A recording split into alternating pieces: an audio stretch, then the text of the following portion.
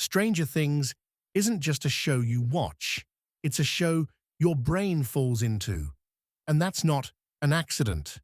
Behind the monsters, the nostalgia, and the cliffhangers, there's a precise psychological formula that keeps viewers emotionally locked in. Season 5 doesn't need to reinvent that formula. It only needs to tighten it. Here's why Stranger Things works so well on the human mind, and why your brain is already primed to be obsessed with the final season. The human brain hates uncertainty, but it loves familiar threat. Stranger Things mastered this early. The upside down is terrifying, but it's consistent. Your brain quickly learns the rules. Darkness equals danger. Silence precedes threat. Monsters represent emotional loss.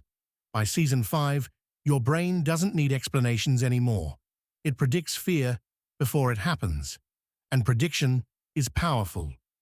Anticipated fear releases dopamine before the scare. That's why tension feels addictive instead of exhausting. Your brain isn't just watching danger, it's preparing for it. Stranger Things doesn't just reference the 80s, it weaponizes nostalgia.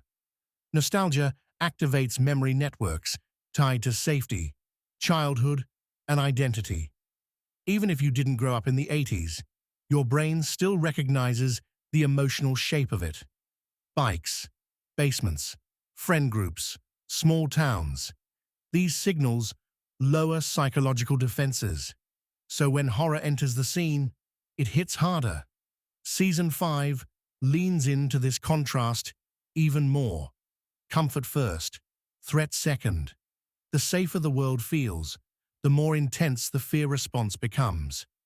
By now, your brain doesn't see the characters as fictional. It sees them as a group. Humans evolved to survive in tribes. So when a show builds long-term emotional bonds, your brain treats threats to characters as threats to belonging. That's why deaths hurt more than jump scares, and separations feel worse than monsters. Season 5 is powerful because it threatens closure.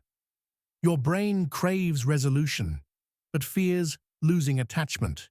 That tension keeps attention locked. You're not watching to see what happens. You're watching to protect the group. Final seasons trigger a unique psychological state.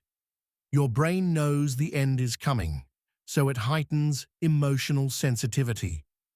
Every moment feels important.